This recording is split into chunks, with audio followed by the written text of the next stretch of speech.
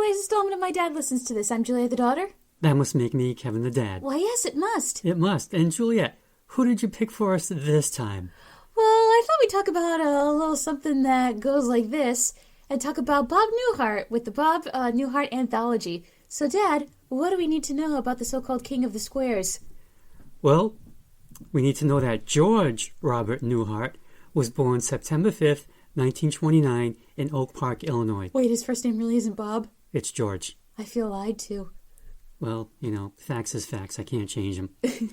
His mom was a housewife and his dad was in the plumbing business. According to Bob, he had an unexciting upbringing, attending Catholic schools and eventually Loyola University in Chicago, where he was graduated in 1952 with a bachelor's in business management. He was drafted into the Army and was a personnel manager during the Korean War. He was discharged in 1954 and worked for United States Gypsum as an accountant, and USG is still in business. Because as Bob later said, his accounting motto was, "That's close enough." And he would adjust petty cash imbalances with his own money. He went to work as an advertising copywriter for Fred A. Niles, an independent film and TV producer in Chicago. During downtime, Bob and co-worker Ed Gallagher would play strange phone calls to each other and record them as audition tapes for comedy work. When Ed decided to take his job more seriously, Bob acted on his own, hence the one-sided phone calls he'd become famous for. A local disc jockey introduced Bob to George Avakian from Warner Brothers, who signed Bob solely based on the home recordings. As of yet, Bob had never faced an audience. He developed more phone monologues and performed in nightclubs. His first album, The Button-Down Mind of Bob Newhart, was released in May of 1960. It hit #1 on the Billboard 200 Albums chart, the first comedy album ever to do so. Wow. That is a fact. That will always be a fact. It won Album of the Year at the Grammys, and Bob won Best New Artist. Wow. In 1998, Billboard recognized it as one of the most popular albums of the past 40 years, the only comedy album to make the list. In 2006, The Button-Down Mind of Bob Newhart was entered into the Library of Congress's National Recording Registry. Makes sense. Bob was now selling out nightclubs and moved up to selling out theaters. His follow-up album, The Button-Down Mind Strikes Back, came out a mere 6 months later. Now, for 8 months, those two albums held down the #1 and #2 spots on the Billboard 200 album chart. That's very impressive. Guns N' Roses would break that record 30 years later with Use Your Illusion 1 and Use Your Illusion 2. As Bob said, well, at least it happened to a friend. If you gotta have a record broken, at least it's by Axl. Now, The Button-Down Mind Strikes Back won a Grammy for Best Comedy Album in the same year that The Button-Down Mind won Album of the Year and Bob won Best New Artist. So wow. that's impressive. Now, in 1961, Bob got his first TV show, The Bob Newhart Show. It lasted 1 season, but won an Emmy for Outstanding Comedy Series, and it won a Peabody Award. Wait, the same show as Suzanne? No, that's a different one. Okay. It's a different one, yeah. Okay. In 1963, Bob married Virginia Ginny Quinn. He met her on a blind date that was set up by Buddy Hackett. Really? Yep, Scuttle. Aw. Yep. They are still married. Aw. They have 4 kids and 10 grandkids. Bob was putting out more albums until 1967, and he was appearing on different TV shows. He was on Dean Martin's show 24 times, Ed Sullivan 8, and he even starred in an episode of Alfred Hitchcock Presents. Wow. He also guest hosted The Tonight Show, filling in 87 times for Johnny Carson. Joan did more, though, right? Oh, yeah. Yeah. He was also acting in movies such as Cold Turkey, Catch-22, and On a Clear Day You Can See Forever. That's right, Bob and Barbra Streisand. They made that into a stage musical. Didn't last too long. Now, in 1972, Bob was approached by Grant Tinker and his wife, one Mary Tyler Moore, about doing a sitcom about a psychologist, Bob Hartley. Thus, The Bob Newhart Show. The famous one. Yes. Dick Van Dyke always said that he was jealous because in the 60s you had to do the thing of the husband and wife sleeping in separate beds, and he said, I was always jealous of Bob Newhart. He got to sleep in the same bed as Suzanne Plachette.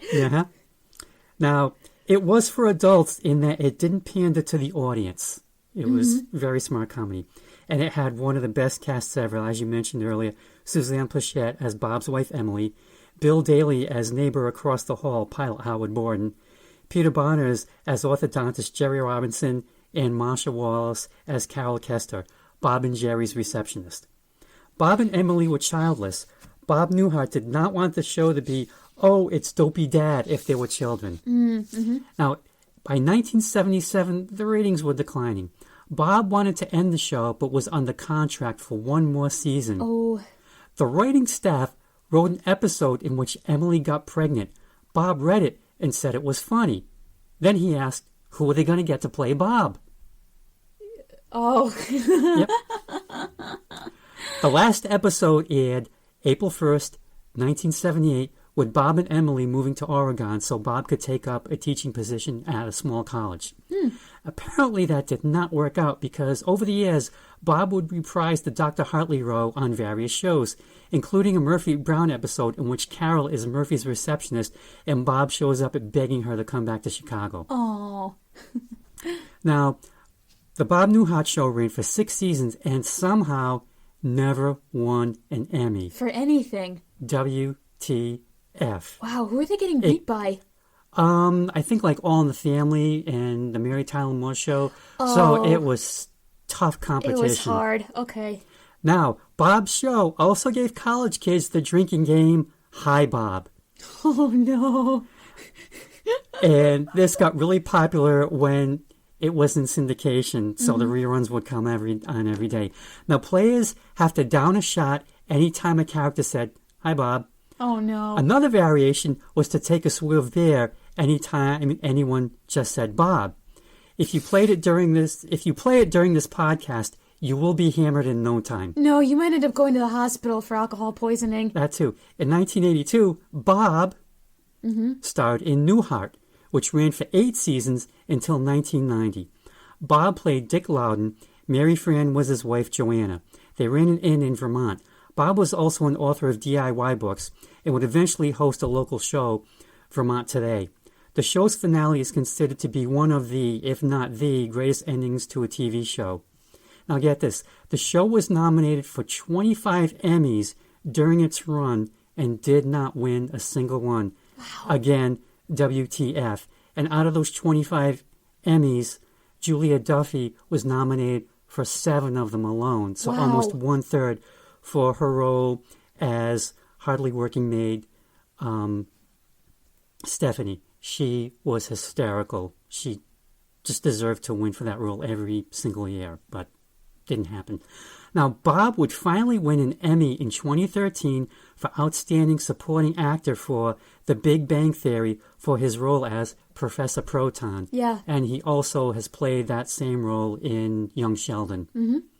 Now, Bob went on to do Bob in 1992.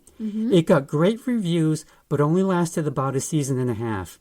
He would go on to star in George and Leo with Judd Hirsch, but that only lasted 1 season. After that, it was more TV and movie appearances. Most people these days see Bob every Christmas as Papa Elf in the movie Elf. And little kids, or even people my age, might recognize his voice as that of Bernard in Disney's The Rescuers and The Rescuers Down Under. With Eva Gabor as Bianca. There's a pairing Mother Nature never intended, but it works. Yep, and they did the sequel together, Rescuers Down Under. Yep. Now, in 2012, comedian Shelley Berman, who played Larry David's dad on Curb Your Enthusiasm, on a podcast with, was it Mark Maron, accused Bob of plagiarizing the phone routine style. Not any of the material, though, but history has shown that the phone gag has been around since the 1910s. Oh, yeah. Yeah. So, it's just always been there. yeah. As for Bob, he keeps on doing. Yeah. He's still Bob. Now, as for me, I've been a fan since the original run of the 70s Bob Newhart show. I love his deadpan, dry sense of humor. He makes you think, and then you laugh. And I've seen him twice, once at the Old Warwick Musical Theater and once at PPAC with your mom on tax day in either 1994 or 1995. We know it was definitely before we got married. Now, as an aside, when I worked at Leonard Safety Equipment, the secretary and I would get into arguments over Bob. She hated him. I mean, hated him. Did she say why? She just didn't think he was funny, and she just thought I was nuts for liking the show. So, Cindy, this episode is dedicated to you. Oh, for better or for worse. Yep. Now, I picked up the anthology when it came out in 2001. It was missing on his Wikipedia page, so I made the edit to include it. You're welcome, Bob. To paraphrase Colonel McKean from 1776, oh, brilliant. I suppose every time you see that album title, your puny little chest will swell up with pride over your great contribution. And yes, my puny little chest will. Anyway, One Archives Rhino put out this compilation, and I think they had their work cut out for them with the remastering, because sometimes the sound jumps from mono to stereo, and in some spots, and sometimes you just, like, the right and left channel switch. It's kind of not intended to be a headphone album, but it kind of is. But is it funny? Let's find out, shall we? Oh, yes, let's. First track, Abe Lincoln versus Madison Avenue. Bob Newhart poses a great hypothetical that historians and political scientists ask themselves every day. What would it be like if the U.S. presidents of the past had to deal with the contemporary media's pony circus show? What if they had to brand themselves and make themselves marketable to Madison Avenue? Well, he answers that question in a phone conversation between Lincoln and his press agent. They discuss a lot, including his image with the beard, what they'll say to the press about Grant's drinking, rewrites the speech at Gettysburg, plugging some merchandise, and lastly, how they'll spend their weekend. Should have stuck with the bridge game, Abe. I found the opening rather funny as Newhart plays this sleazeball, and Mad Men knew what they were doing by playing a couple of his tracks from his album in Season 1. It sets the tone of Bob's album and also sets you up for his delivery and how he presents the story. It's very dry, and I only laughed a couple of times because I was too busy thinking about this seriously and how other presidents would deal with this, so let's see where the rest of this goes. All right, this and the next three tracks are from the button-down mind of Bob Newhart. And I looked up button-down. It means conservative, conventional, old-fashioned. Warner Brothers executives created the album title. Bob wanted the album to be called The Funniest Comedian Since Attila the Hun. I like that one. But I guess the Warner's executives took one look at Bob and they were inspired. And he did get his way. If you look at the album cover, it has that as like the subtitle. It's in small print, but it is on there. So the setup has to do with a book that came out in 1957 called The Hidden Persuaders by Vance Packard. It sold 1 million copies. Per Wikipedia, it's about how advertisers use motivational research to manipulate expectations and induce desires for products. And buying the product would fulfill a need. And how these techniques are also used to promote politicians. Now, what if this was around during the Civil War? And like we get, the skit is a phone call between Abe Lincoln and his press agent. And yes, the phone was invented in 1876. Just go with it. And it starts off with I think one of the funniest lines. Hi, Abe, sweetheart. How are you, kid? How's Gettysburg? Oh, sort of a drag, huh? And Abe's agent convinces him not to shave the beard and to keep wearing the string tie. And Abe changes the Gettysburg speech from 87 years to 87 years. And his agent tells him 80 is meant to be a grabber. It was test marketed and people went out of their minds. It's like Mark Anthony saying, friends, Romans, countrymen, I got something I want to tell you. And Abe also has trouble remembering his bio that the writers came up with for him. Oh, yeah. You are a rail splitter first, then an attorney. And Abe is also asked to promote the Lincoln T-shirts that are just coming out when he gives his speech. His handlers also come up with a line concerning critics of Grant's drinking. You tell them you're going to find out what brand he drinks, and you're going to send a case to all your other generals. No. It's like the brand was the reason he won. And it's scary how relevant this routine is these days. Oh, yeah. Because, every politician, you got, God knows you've got hats, T-shirts, flags, bumper stickers, and it's just, like I said, it's just scary how well this skit told the future, and the not too distant future. I think it all really started with, I don't know if it was Eisenhower Stevenson, but it was definitely Kennedy Nixon, because TV was the dominant force. Well, also, and before you had, before TV became the dominant force with Kennedy and Nixon, and Kennedy's charisma was ultimately, a big portion of the reason why he because won. it was all image. Yeah. One thing with Eisenhower that we studied in political science was about, how he really was able to get, the slogans. And, one of the old famous ones is Tippecanoe and Tyler too, which is literally even trips off the tongue, but it's like he had these buttons of I like Ike. Which helps because it's a rhyme and it gets in people's heads and it helps them remember. And Adlai Stevens didn't help. I'm madly for Adlai. Yeah, it was kind of rough. Yeah. And I know that Eisenhower kind of pitched it as like, he was for the regular person and Stevenson was for the eggheads, and we don't want those smart people in charge, do we? Hell no. Plus also, Eisenhower had the advantage of being a successful general in World War II, so there you go. That doesn't hurt. Yeah. Yep. Mm-hmm. Anyway, next track, The Cruise of the USS Codfish. Bob tells us of a program in Chicago on local TV where he learned about a submarine that did not surface for 2 years. He takes us to the captain giving the crew a speech before they return home, which is either New York or Buenos Aires, he is not sure. We hear it for the cook, take pride in the submarine's accomplishments, and bring up the elephant in the room of the mutiny. I guess we can be grateful that no one killed anybody, even if the executive officer did go missing. Whoops. I do like the scenarios Bob creates for us, but again, not a laugh a minute. More like a humor you really have to think about, which I don't mind, but I find myself pondering more than laughing. Well, it's interesting because you got to think about you're underwater for 2 years. You haven't surfaced, and you're stuck in a tin can with these other people. There's nowhere else to go. Mm-hmm. What's going to happen to you? Definitely a pressure cooker environment. Oh, yeah. So, like you said, this was based on a nuclear submarine that traveled the world for 2 years and never pulled into port. Mm-hmm. And like I said, I'm assuming it was some sort of endurance test and probably some sort of psychological test. Like, are they going to be crazy go-nuts when, after the 2 years are up?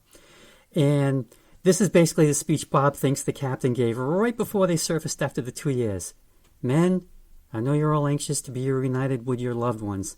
In some cases, your wives. And let's hear it for the cooks. Let's let bygones be bygones.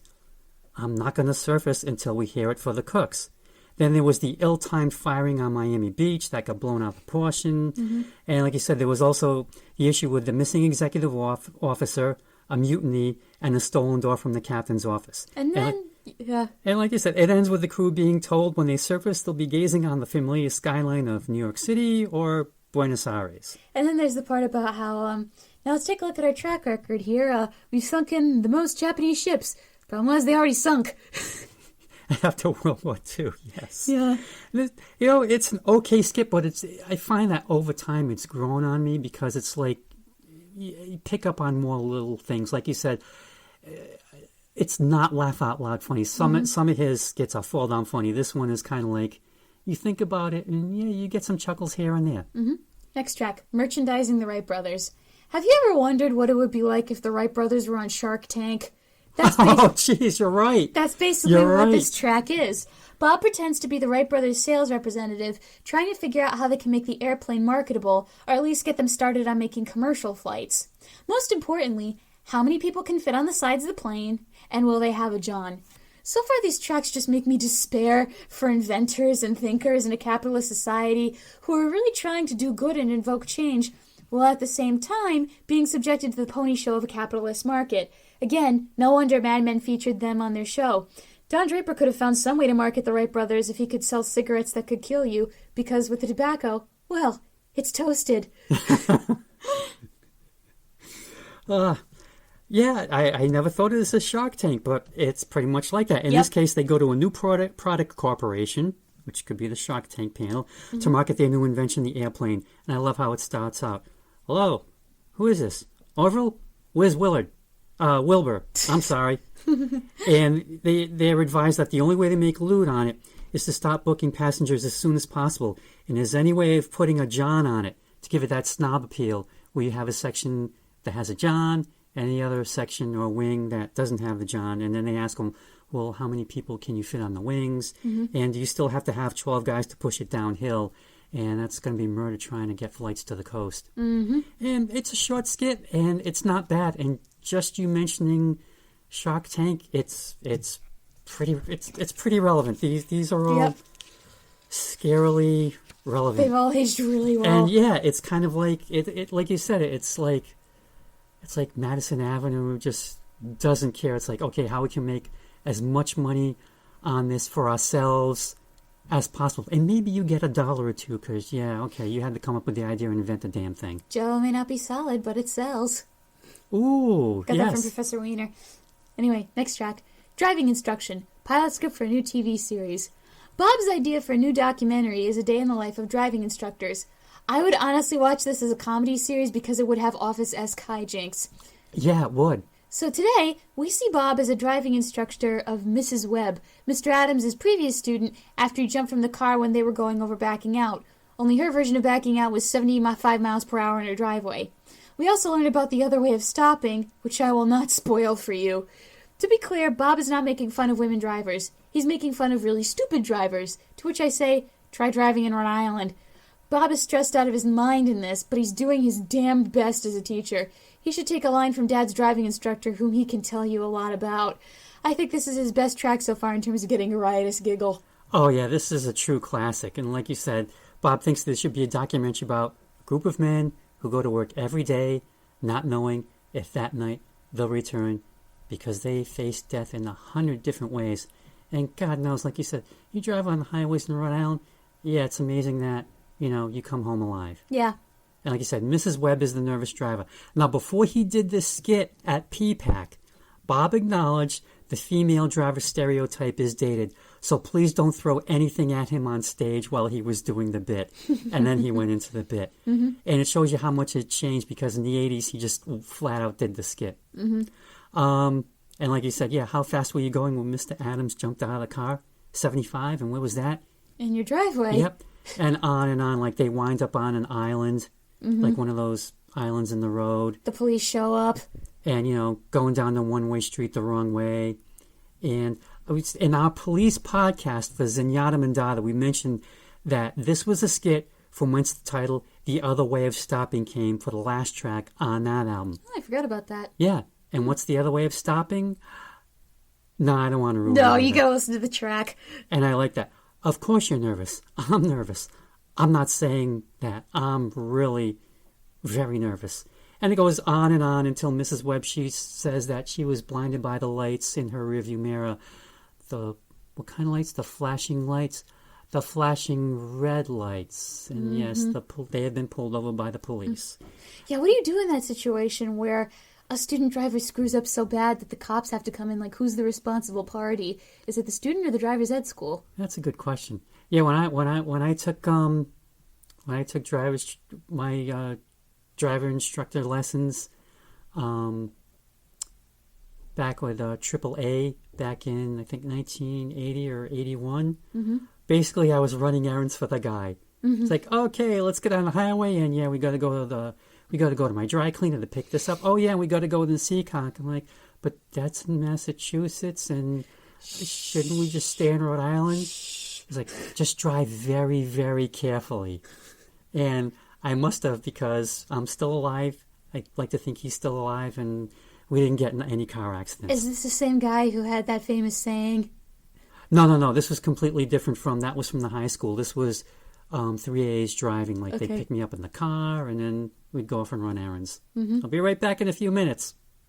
But just tell them about the guy from the high school really quickly with his famous catchphrase. Oh, yes. It was Mr. Babcock, who taught driver's training. We had someone else, Mr. Shirley, but he was sick one day, and so he taught us. And his classic line about kids and driving were, there were these kids, they were fooling around, and then they were dead. Uncle Michael had him too. Because he remembered that line when you brought it up. Yeah. Hey, I guess it worked. It's a great line. All right, next track. The Grace L. Ferguson Airline and Storm Door Co. Bob was watching a John Wayne war movie and wonders how close they would have come to losing if he wasn't fighting. In the war movies, there's a dogfight with the airplanes. And speaking of airplanes, he flew out from Chicago, and Bob doesn't like flying to the point where he has to get stoned before boarding. And he goes into the story of why he doesn't like to fly when he rode the Grace L. Ferguson Airline. Or rather, when a woman named Grace drove him to the airport and he got to see how her pilots operated. There's no frills and extras on things like, maintenance and radar. As someone who will be flying out to London in March, this isn't exactly comforting since I haven't flown since our trip to Disney when I was turning 10 or 11 years old. Well, I'm surprised it's not like this now. Yeah. This and the next 4 tracks are from The Button Down Mind Strikes Back. And no, the third album was not called Return of the Button Down Mind. Sorry, Star Wars fans. Bob hates flying. And he gets stoned before he gets on the plane. And back then, getting stoned meant just getting rip-roaring drunk. Oh, really? Not with pot? No, it Okay. had a different connotation back then. Then the skit gets odd. Bob has a 3-day pass in the Army that he wants to use to go to Hawaii, which is just senseless. Anyway, because he doesn't have a lot of money, and he sees an ad for a non-scheduled airline. Basically, I think it's just an independent flyer. Like, they probably don't take off until they have enough people to make it worthwhile. It could be like, maybe like a charter flight. Maybe charter flights were a new thing back then. Mm-hmm. And, he said, he's reading the advertisement, take a chance. And he winds up at Grace L. Ferguson's home. And they have to weigh their luggage on the bathroom scale. Then they all get in her Volkswagen and she drives them to the airport.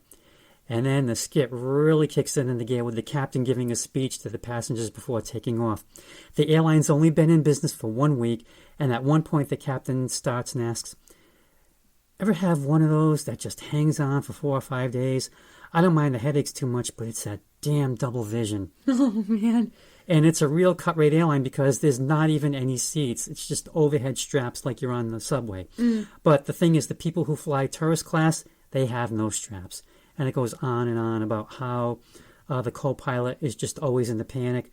The navigator isn't really sure where they are or how they're going to get there. Mm-hmm. And then the captain decides to have a question and answer session with the passengers, which ends up turning into charades. Mm-hmm. And, every time I read the title of this skit, I always forget what it's about. And for me, it's not like laugh out loud funny, but I do chuckle here and there, and it does have its moments. It's one of those that I find gets better with more listens. Next track, Bus Driver's School. My friend Tim's mom, Tim is from Cinderella, his mother was a bus driver, and she was one of the hardest working people he knew. And bus drivers don't really make that much money. Truth be told, I'd have liked to have seen Bob do a sequel to this about school bus drivers, because school bus drivers have to escort kids safely every morning and afternoon, even if they're really tempted to crash the bus on purpose because of how awful those little bastards can be. My school bus drivers on Bus 1, Patty and Red, were some of the nicest, most tough people I'd ever met in my life, and they didn't take any crap. One time, when a bunch of kids were horsing around, Red took his hands off the wheel while going under the bridge on North Broadway, and the little assholes never pulled any of their stunts again. But this is a regular bus driving school that presents situations to the students so they are prepared for all scenarios on the road. For example, if there's a little old lady running for the bus and you can see her in the rearview mirror, gradually ease out to give her the hope she'll catch up, and then slam the door right in her face when she does. And if you block both lanes, added bonus. Bob should prep them for when convicts board the bus and talk about mac and cheese in prison. I was just thinking that. Which is what happened to me when I first rode Ripped as a kid and I was terrified out of my mind. This track did make me laugh a little bit, and also furthered my resolve to never use public transportation unless absolutely necessary. Take an Uber. This place has to exist. There has to be one in every single state. Mm-hmm. The instructor tells the students they'll be dealing with real-life situations that will determine if they're going to be good bus drivers or possibly one of the great all-time bus drivers, like the legendary Larry Strickland. Mm-hmm. And the first scenario, driver lets the passengers off, and out of his rearview mirror, he notices that old woman, Mrs. Selkirk, running for the bus. And they do have an actual old woman in the simulation. And they tell her, okay, Mrs. Selkirk, start running. And what should the driver do? The driver pulls out much too fast, but you don't want to do that. You want to ease out slowly. So the person running for the bus thinks that they have hope and that they can catch it. And then you gun it. Mm-hmm. And then the next situation, a student car driver's car pulls out in front of the bus. What do? You get back 10 or 15 car lengths, then you get it up to around 60 miles an hour, then you hit the brakes and lean on the horn. And did you all see how the car went out of control there? And then the last scenario takes place on the bus itself, where Mrs. Selkirk, once again, she has a bunch of packages and she's heading towards the back of the bus. And in this case, you hit the accelerator, hit the brake, hit the accelerator again. Now you brake. Now, all right, now, did you see how she spun all the way to the front of the bus. And for homework, you have to mispronounce the names of streets. And like Garmin does on occasion. What are some of the ones that we've heard? Instead of Atwood Avenue, Atwood. Atwood Avenue. Atwood Avenue, yeah. And like I said before, this place has to exist. It just has to. Next track, Retirement Party. Now, Bob gets into his background as a former accountant in Chicago, where he believes if you get within $2 or $3 of it, you're okay. But alas, it never really caught on. Not just good enough. Thanks, Krusty. However, what he's talking about today is how accounting firms all have the same type of retirement party. The first part that made me laugh is when the boss gets up to talk and says, "It'll be weird to come in on Monday and not see, which is so true. Corporate overlords see employees as cogs and machines, not as people." And the way Bob does the voice, it's like you really want to smack the guy. Yes. Another part that made me chuckle unintentionally is when a person in the audience clapped for Charlie getting up to give his speech. And it kind of throws off Bob. But other people laughed. And Bob actually puts on a funny voice for this, which surprised me since in the one-sided conversations, we only hear Bob talking to himself in his own voice without any other characters. But yeah, Charlie, I'd puke too if I heard that phony speech. More power to you for doing what you had to do to come into work. You're not the first person I've seen come into the office high on drugs. Won't name names, though. Even though I could, and I now have power over you, and I could snitch on you any time at my discretion. Yeah, but no. As for picking the firm's pocket, I think that'd be easier to do in the 60s than nowadays, since technology does a very thorough job of tracking your work. Yep. Mm-hmm. And like I said, Bob's theory on accounting led him to a number of accounting jobs. Uh-huh. And as a former accountant who did 10 years at a health insurance company, which will remain nameless, and it was like, if you were like a couple of cents off, it's like, why isn't this working? Why isn't this balanced? It should be balanced. Most of the time it was a transposition, so that wasn't too bad. And then like sometimes I'd get accounting stomach because the higher-ups would say, let's jockey the numbers, which would lead me to save every revised copy that I had to do for monthly reports, just in case, when the state auditors came in, hey, what happened here? Oh, here are the previous 12 versions, which led up to this current version. Here you go. Just learned CYA. Oh, yeah. Anyway, like you said, each place he went to, there was always some sort of retirement party. So I guess he lucked out because every place he went to, there was cake. And no matter where he was, it was always the same thing. The bosses would make the trite speeches, which just turn out to be a string of cliches, which Bob does perfectly. Because, like you said, it's going to be funny walking in on Monday, not seeing there's a total disconnect between employees and management. Oh, always. Then it's the retiree's turn to speak, and from the sound of it, he's drunk. He's had it. He's just like slurring and just talking really slow, and he gives the speech you yourself would want to give when you leave wherever you're leaving. And he just so calmly lays into everyone. I don't suppose it ever occurred to any of you I had to get half stoned every morning to make it down to this crummy job. And my favorite is, you put in your 50 years, and you give you this crummy watch. I worked it out. It comes out to about 28 cents a year. And then he confesses to skimming $50 a week from petty cash because couldn't make it on the lousy salary they pay you. Then he drops the big bomb about how he's going to make it worthwhile for himself. I have some tapes from some office parties, which I'm willing to let go for $1,500. And then I think it was the Christmas party. I'm gonna let those go for $1,750. And I first heard this bit on a flight to Hawaii. This was back then. You could just walk on the plane. And sit down. And they would give you a pair of headphones, and there was a dial on your seat which could tune into a dozen different stations. Nice. And they all had different themes, like your country station, your rock station, your oldie station. And one was, of course, the comedy station. And when this came on, I was just sitting in my seat, laughing out loud, probably getting stared at by other passengers. But it was the funniest thing I'd ever heard. And for me, it's a classic. It's one of my favorite bits that he does. Next track, Ledge Psychology. Bob talks about how one of Chicago's biggest problems is people jumping off ledges. The police have 3 rules. Wear civilian clothing, don't give orders, and don't give them any sympathy. From Bob's, "Oh, hi! I knew we were in for a treat." According to Bob, ad men are the most popular jumpers, whereas as of 2015, the most popular jumpers are construction workers for men and artists for women. I don't know what the updated research is now. I couldn't find anything written in 2022. So the construction workers, they're building the buildings and then they jump off them? Yeah, I guess. Or they're jumping off them while they're building the building? You figure it out. This is also the only time where Bob has topical humor that's lost on me with the Etzel account. Oh, yeah, that was a Ford automobile. That was just a huge bust for the company. Gotcha. And with Bob's police character, well, it doesn't exactly work out. Oops. Better luck next time, Bob. Yeah, like you said, for me, Bob's, "Oh, hi," makes the whole skit, just the way he says it. And yeah, he plays a Chicago policeman trying to talk a jumper off of the bridge, off the ledge. "Oh, your first time, is it? Huh?" And yeah, got the hot dog guy below. You've got all these people down below. You don't want to disappoint them, do you? Reminds me of ASDF movie. "No, don't jump!" Pulls out a video camera and presses record. "Okay, now jump!"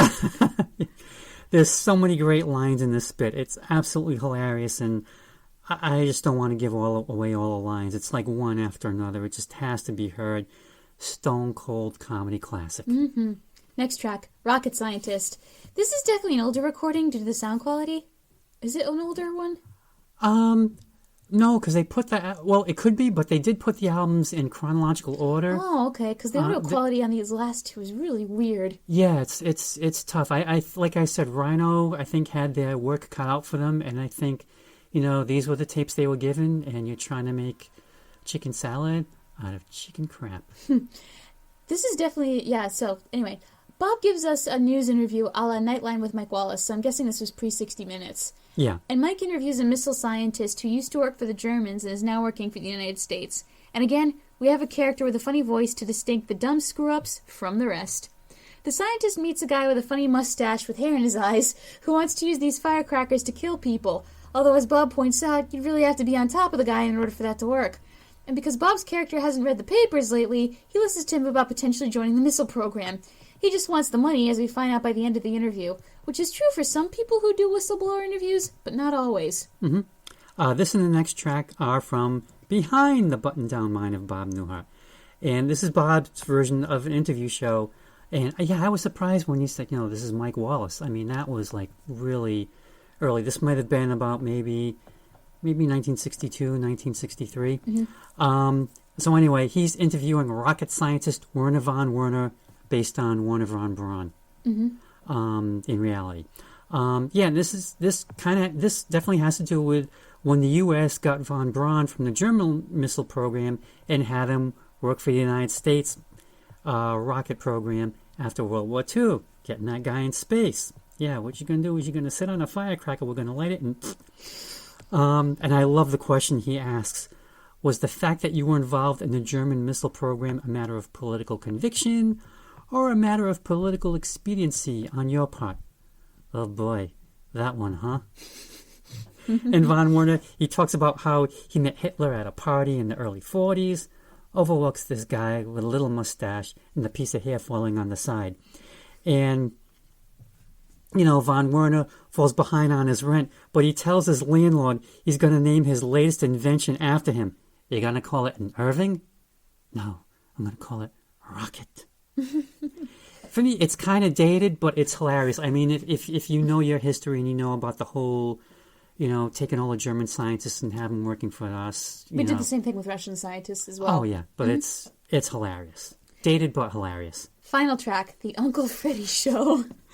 Bob does a bit on children's shows and children's television hosts, and about how the people who host them are generally bozos.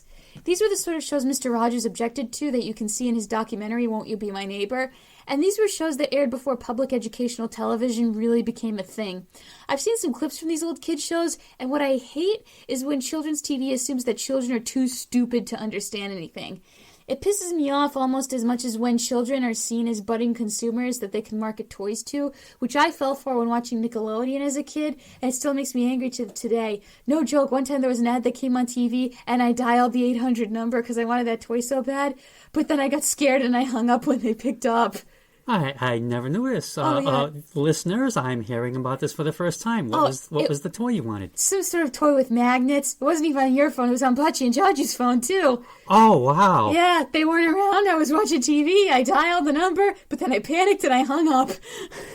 Can you get your mommy or daddy's credit card and read me all the numbers? It was the automated voice. And when they said, what's the credit card number, I panicked because I didn't know what that was and I hung up. I just assumed if you called the number, they'd give you the toy for free. You must have been like, what, 5 or 6? 5 or 6, yeah. Okay. Anyway, Bob also pokes fun at the hosts of the show who really don't care about the kids and just want the paycheck. For example, boys and girls, if you talk while the cartoon is on, you get a belt in the mouth. I'm so glad programs like this don't really exist as much as they used to anymore. This track doesn't really make me laugh so much as make me grateful that you and Mom regulated the content I watched on TV, which my generation is in full agreement on in the age of the internet. Pay attention to what your kids are watching when they have screen time, because the internet and streaming can lead to some scary rabbit holes if you don't pay attention. Like one of the most popular trends is like the thumbnails of YouTube videos will be marketed towards kids with like Disney characters such as Elsa and Spider-Man having fun adventures, and then you click on it and it's a porno. Yee. Yeah, so pay attention. I don't know if I want to have kids, but it's something I feel strongly about, especially where I have little cousins whom I want to grow up into the best versions of themselves they can be. Mm-hmm. Mm-hmm. And for me, not only the loathing, but the self-loathing comes across in Bob's voice. Oh, yeah. As he plays TV Kiddie show host Uncle Freddie.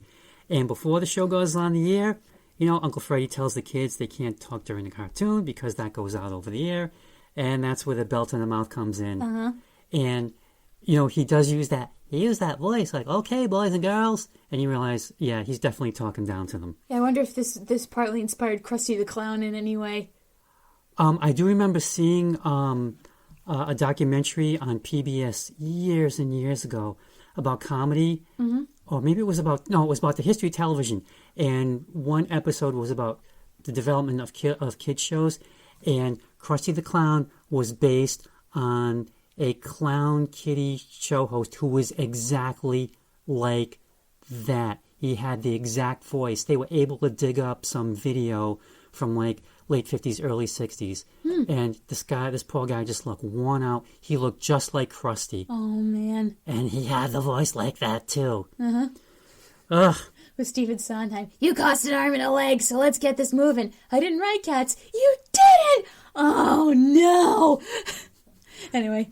And then we have, what do we always do on Thursdays, boys and girls? Oh, what the hell do we always do on Thursdays, boys and girls? It's mailbag day. And Uncle Freddie reads some unusual letters. But before that, he announces that we won't be watching any Three Stooges cartoons anymore because they're too expensive. But we have a new series of cartoons called the Army Training Films. Oh, no. First episode, Frostbite. That feels a little too real nowadays. And they're also adding the name of a new sponsor to their blacklist, Pop's Breakfast Cereal. So remember, boys and girls, you can't eat Pop's Breakfast Cereal, and you can't talk to kids who do eat Pop's Breakfast Cereal. Which, again, too real. Because if you didn't get the toy that was advertised on TV, you got bullied in school.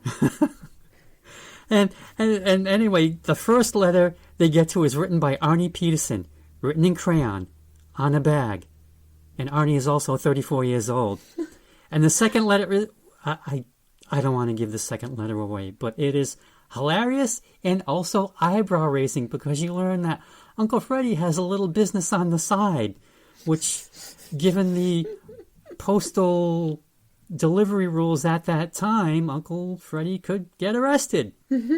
Yep. The one bad thing about this bit, though, is you can't see it because there's sometimes where Bob's not saying anything, but the audience is in hysterics. Must be pulling a face. Yeah.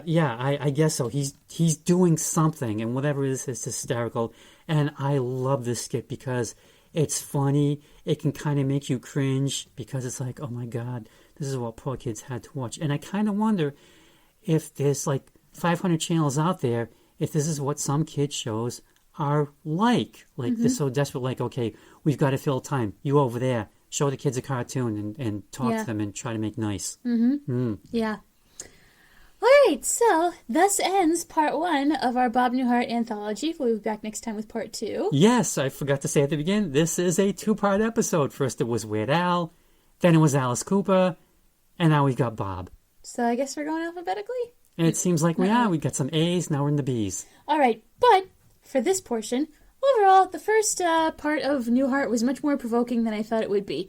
Joy Behar, who's been friends with Bob for a long time, has a theory that comedians are the modern-day philosophers, speaking truths people are too afraid to say by making pithy observations about society.